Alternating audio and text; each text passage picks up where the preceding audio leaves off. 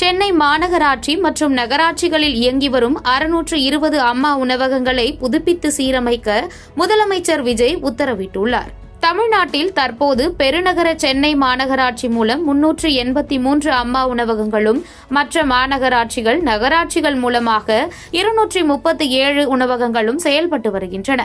சமீப காலங்களில் இவ்வுணவகத்தில் அளிக்கப்படும் உணவு வகைகளின் தரம் மற்றும் சுவை திருப்தியாக இல்லை என்று தமிழ்நாடு முதலமைச்சர் கவனத்திற்கு கொண்டுவரப்பட்ட நிலையில் தமிழ்நாடு முதலமைச்சர் விஜய் உரிய அரசு துறை செயலாளர்களுடன் கலந்து ஆலோசித்து அம்மா உணவகங்களுக்கு தேவைப்படும் உள்கட்டமைப்பு வசதிகளை மேம்படுத்துமாறும் சமையல் உபகரணங்களை உடனடியாக கொள்முதல் செய்யுமாறும் சுவையுடன் கூடிய தரமான உணவு வகைகளை தங்கு தடையின்றி பொதுமக்களுக்கு வழங்கவும் ஆணையிட்டுள்ளார்.